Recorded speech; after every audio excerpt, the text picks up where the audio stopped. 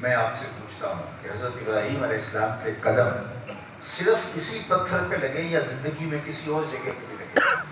اور پیغمبر کا ہر لمحہ اللہ کے دین کے لیے ہوتا ہے، مختلف پتھروں پہ، چٹانوں پہ اور مختلف زرخیز زمینوں پہ، پہاڑوں پہ، ریگزاروں میں جگہ جگہ آپ کے قدم لگے، لیکن کسی اور جگہ کو یوں محفوظ نہیں کیا گیا اور یوں اس کو مقام ابراہیم نہیں قرار دیا گیا۔ اس پتھر کی خاصیت کون سی ہے کہ کہا گیا کہ اس کو جائے نماز بنا لو، اس لیے کہ یہاں خلیل اللہ کے قدم لگے ہیں۔ قدم تو ان کے جگہ جگہ لگے ہیں، کنعان سے لے کر کے جو ہے وہ کہاں تک ان کے قدموں کے نشانات موجود ہیں۔ حضرت ابراہیم علیہ السلام فلسطین سے لے کر مصر تک جو ہے وہ آئے روز سفر کیا کرتے تھے، جگہ جگہ قدموں کے نشانات موجود ہیں، بیت المقدس میں بھی اور حرم الہی میں بھی، لیکن صرف اسی پتھر کو مقام ابراہیم کو ہی جائے نماز بنانے کا کیوں کہا گیا؟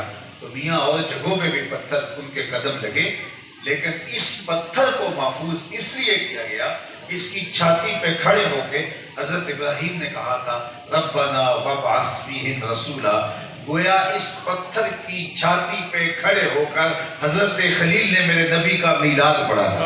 سبحان اللہ۔ باقی نشان مٹ گئے، جہاں حضور کا ذکر ہوا تھا وہ پتھر آج بھی باقی ہے، سبحان اللہ۔ اور وہ عزتوں کا ظرف قرار پایا۔ تو جہاں حضور کا ذکر ہوتا ہے وہاں نزول رحمات ہوتی ہے، وہاں کرم نوازیاں اترتی ہیں، اور اللہ اپنی خاص عنایتیں وہاں اتارتا ہے، اس کی رحمتوں کا نزول ہوتا ہے۔ لیکن جب کسی کا ذکر کیا جائے تو اس کے لیے دل میں میلان پیدا ہوتا ہے، اشتیاق پیدا ہوتا ہے، محبت پیدا ہوتی ہے، اور محبت، اشتیاق اور میلان کا عملی نتیجہ یہ ہے کہ جس سے بندہ محبت کرتا ہے اس کی اطاعت، اس کی فرمانبرداری کرتا ہے۔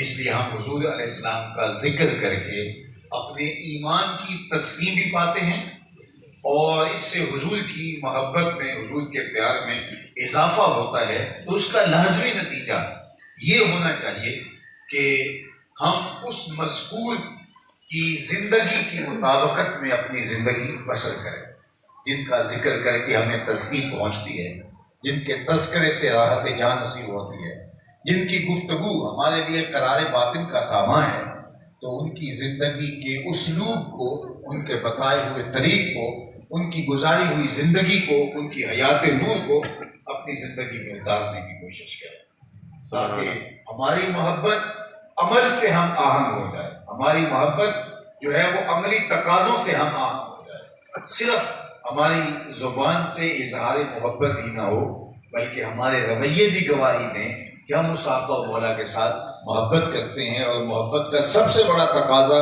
عمل، اس سے ہم آہنگ ہیں۔ اور میں اور آپ اپنی زندگی، ہم اپنی زندگی ان کے بتائے ہوئے طریق کی مطابقت کے اندر جو ہے وہ صرف کرتے ہیں، اور یہ ہمارا احساس ہے، یہ ہماری تقریر ہے، کیونکہ محبت جو من جملہ تقاضوں میں سے سب سے بڑا محبت کا تقاضا یہ ہے کہ محبوب کی اطاعت اور فرمانبرداری۔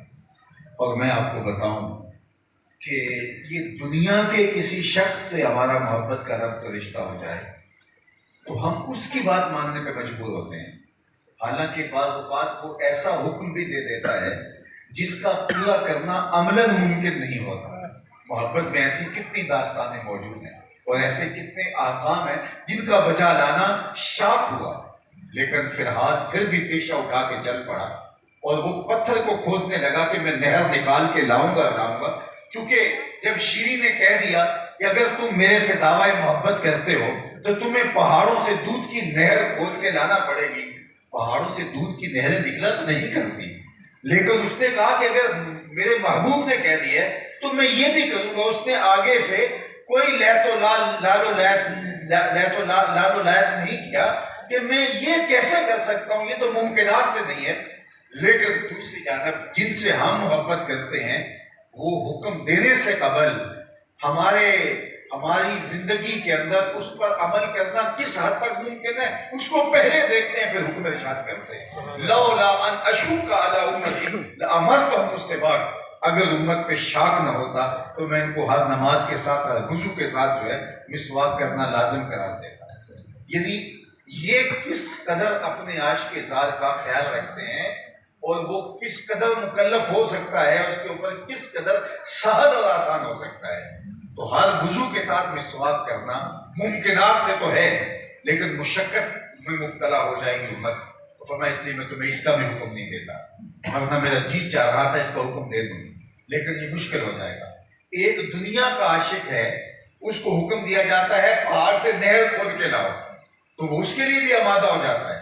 اور یہاں حضور اپنے غلاموں کو کہہ رہے ہیں کہ میں تمہیں مسواک کا بھی ہر نماز کے ساتھ لازمی حکم نہیں دیتا، اپنی مرضی سے اختیار کرو تو تمہاری مرضی، لیکن جن چیزوں کا حکم دیا جا رہا ہے اور تاکید کی جا رہی ہے اس کے بغیر گزارا نہیں تھا، وہ ناگزیر تھی، اس لیے ان کا حکم دیا۔ اور ہم سے اگر وہ احکام بھی پورے نہیں ہو پا رہے تو ہمارا پھر عشق کا ربط اور عشق کا تعلق تو فرحات سے بھی کم درجے کا ہوگا۔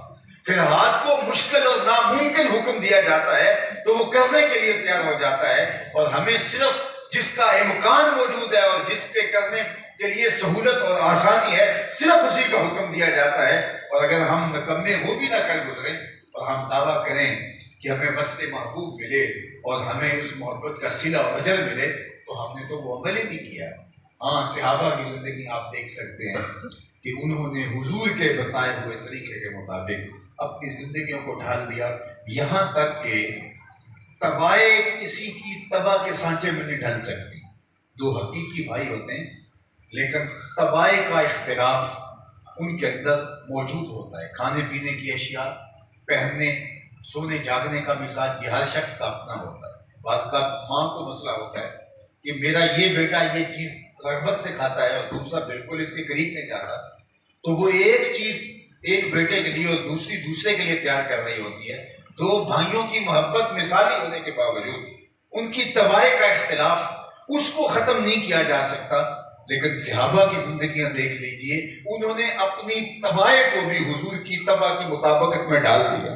حضرت انس کو کسی نے دیکھا کہ شوربے سے کدو کے ٹکڑے نکال نکال کے کھا رہے ہیں، تو کسی نے کہا صاحب یہ کیا کر رہے ہو؟ کہا مجھے نہیں پتا، ایک دن حضور کو کرتے ہوئے دیکھا۔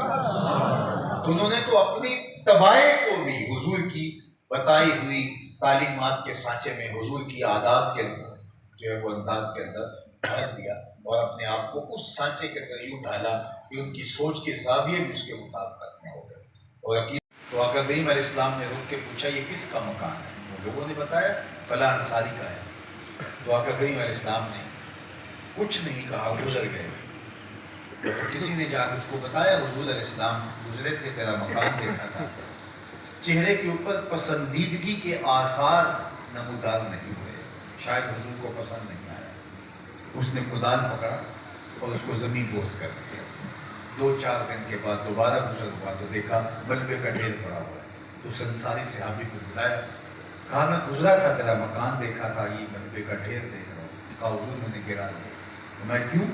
عرض کی سنا تھا آپ کو پسند نہیں، سنا تھا آپ کو پسند نہیں۔ میں اور آپ دیکھیں ہمارا کیا کیا حضور کو پسند ہے، سر سے لے کر پاؤں تک، عقیقے سے لے کر ولیمے تک، زندگی کے ہر گوشے کا جائزہ لیں کہ ہمارا کیا کیا، ہمارے کاروبار، ہمارے رویے، ہماری دوستیاں، ہمارا انداز حیات، طرز معاشرت، سیاست، سب کچھ دیکھیں ہمارا کیا کیا حضور کو پسند۔ محمد دی زیادت محمد دے رنگ وچ، ان کے بتائے ہوئے طریق کے مطابق زندگی کو ڈھالنا ہے، پھر محبت کا فیضان نصیب۔ ایک صاحب آئے اور انہوں نے حضور کو سلام عرض کیا، تو آقا نے رخ پھیر دیا۔ وہ سمجھے اتفاق ہو گیا، کاش میں ہمارے ساتھ بھی ایسا ہو جاتا ہے کہ بعض کا کوئی ادھر سے پکارا ہوتا ہے، ادھر سے، تو یہ اتفاقات ہو جاتے ہیں۔ وہ سمجھا شاید ایسا ہوا، تو اس نے ادھر سے جا کے حضور کو سلام کیا جدھر حضور نے رخ کیا، تو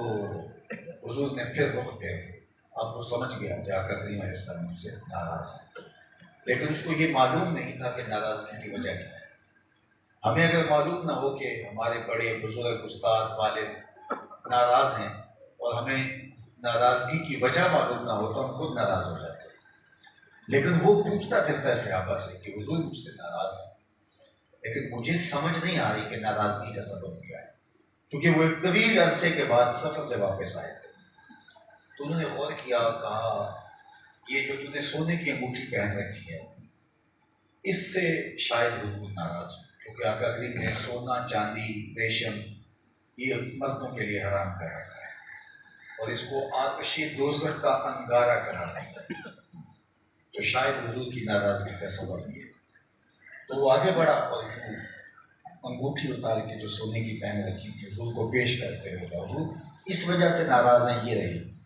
تو آقا کریم نے اس کو پکڑ کے یوں پھینک دیا، ناراضگی کی وجہ یہی تھی۔ بیٹھ گیا، مجلس چلتی رہی، گفتگو ہوتی رہی۔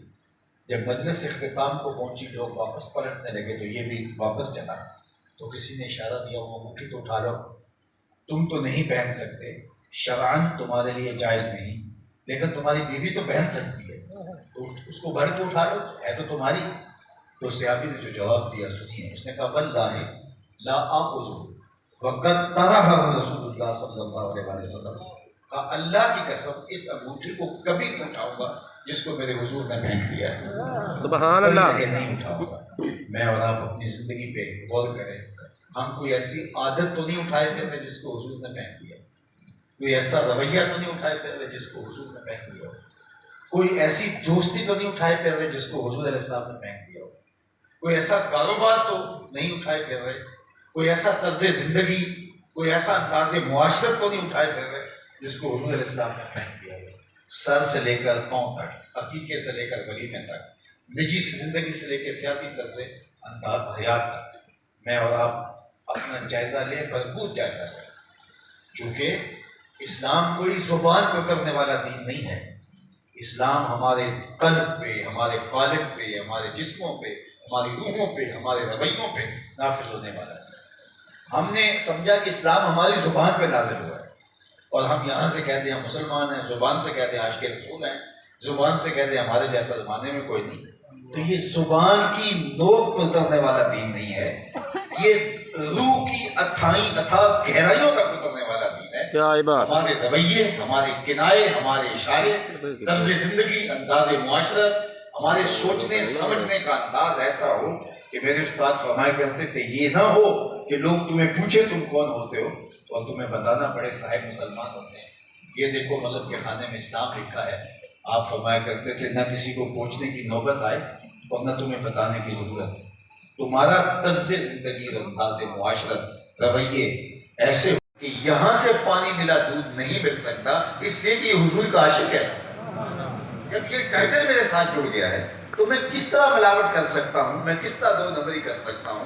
میرے ساتھ رشتہ داری کرنے والے کو 100% یقین ہونا چاہیے کہ یہ شخص ایسا نہیں ہے اس کے گھر کے اندر ہماری بیٹی ذلت کے ساتھ رہے گی، اس لیے کہ یہ تو اپنے آپ کو عاشق رسول بتا رہا ہے۔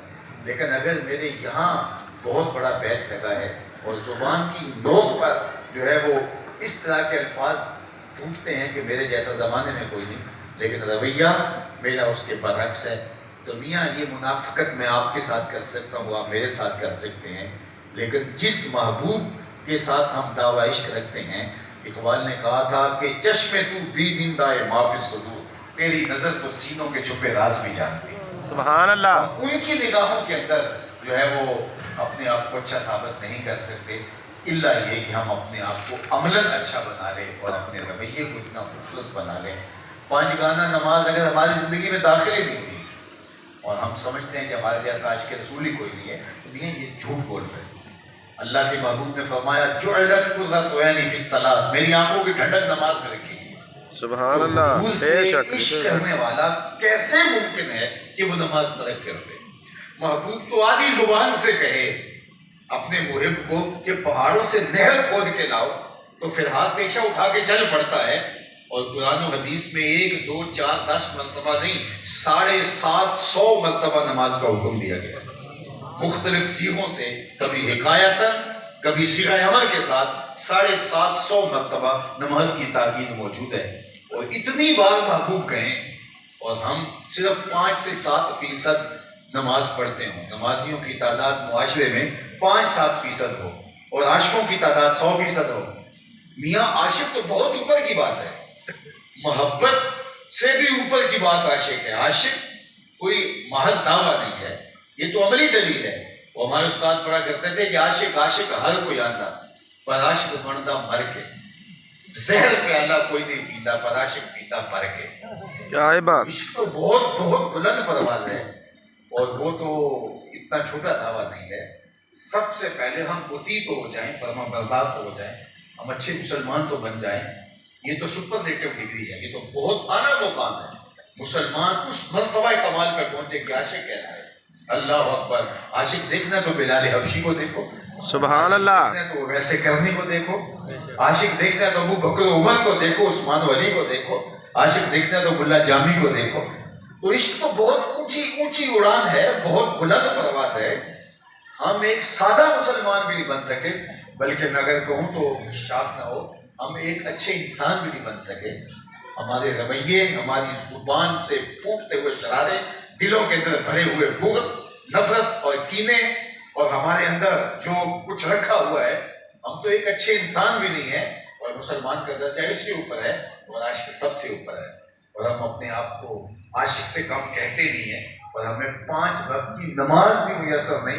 میں نے خود محافل میں دیکھا ہے، آپ نے بھی دیکھا ہوگا.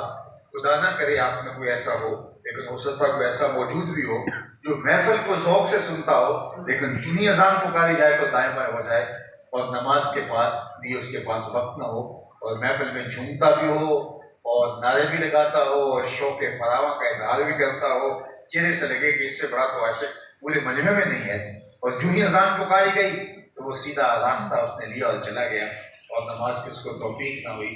تو شاید اس کو میں عاشق کہہ لوں، آپ عاشق کہہ لیں، لیکن جس کے ساتھ دعویٰ عشق کر رہا ہے وہ تو کبھی نہیں کہیں گے کہ تو، جس کو میں آنکھوں کی ٹھنڈک قرار دوں. حضور جب بلال حبشی کو اذان کا کہتے نماز کے لیے تو کہتے ارے یا بلال، بلال اٹھو، ہمارے دل کو راحت پہنچا دو، سبحان اللہ. راحت پہنچا دو، تسکین پہنچا دو. تو آئیے میں اور آپ حضور کے ساتھ محبت کا جو ادعا رکھتے ہیں، عملی ثبوت کے ساتھ اس کو ہم اپنی زندگی میں ثابت کریں. ہمارے رویے بتائیں کہ ہم حضور کے عاشق ہیں. اللہ مجھے آپ کو اپنی پناہوں کا احساس دے، آبرو بھری زندگی سے نوازے. آخر دعوانا الحمدللہ. اللہ قبول اور مستجاب فرما. آمین. کریم کے جملہ اہل بیت اطہار، اصحاب پیغمبر صلی اللہ علیہ وآلہ وسلم، تابعین، تبع تابعین، ائمہ دین، مجتہدین، چہار خانوادہ طریقت کے بزرگان دین کی روحوں کو پیش کرتے ہیں، قبول فرما. آمین. بالخصوص حاجی محمد حسین صاحب کی روح کو پیش کرتے ہیں، قبول فرما. آمین. ان کے درجے بلند فرما. آمین. ان کی زندگی کی اچھائیاں، نیکیاں قبول اور کوتاہیوں سے درگزر فرما. آمین. اللہ ہمارے ان دوستوں کو اس کا بہتر صلہ اور اجر عطا کر دے. ان کے گھروں میں برکتیں اور رحمتوں کا نزول فرما. آمین. جتنے لوگ آئے ہیں اللہ سب کے گھروں میں ان کے واپس جانے سے پہلے یہاں اترنے والی برکتیں بھیج دیں. آمین. اور اپنی خاص عنایتوں کا حظ غافر ان سب دوستوں کا مقصود فرما. آمین. اللہ تیرے حضور اتنے لوگوں کی خلوص آمین کے ساتھ دعا ہے، ہمیں 5 گانا سجدوں کی توفیق عطا کر. آمین. ہماری طبیعتوں میں عجز و انکساری پیدا کر. آمین. لہجوں میں متانت اور سنجیدگی نازل کر. آمین. اے اللہ ہمیں شریعت بیضا کی مطابقت میں زندگی گزارنے کی توفیق عطا. آمین. اپنا خاص کرم فضل لمحہ لمحہ مقسوم کر دے، اور اپنی خاص پناہیں میرے وطن کو عطا کر. آمین. میرے ملک کو امن و امان کا نور دے. سیاسی عدم استحکام کے شکار اس ملک کو اللہ صالحیت کے اجالے دے. نظام رسول کی بہاریں عطا کر. آمین. ہر شعبہ زندگی میں صالح، پاکیزہ، نیک، جرت مند اور دیانتدار قیادت عطا فرما. آمین. اے اللہ پورے عالم اسلام کی خیر فرما. آمین. خصوص اہل غزہ کی مدد فرما. آمین. اس آسمان کے نیچے زمین کے اوپر آمین. تیرے علاوہ ان کا کوئی مددگار نہیں. اللہ ان کی اپنی جناب سے نصرت خاص نصیب فرما. آمین. ان کے حوصلے نہ ٹوٹنے پائیں. اللہ ان کو اقصیٰ کے دروازوں پر کامیابی عطا فرما. آمین. اپنا خاص کرم فضل پوری امت کا مقصود. صلی اللہ تعالی علی النبی الامین وآلہ وصحبہ. نمازی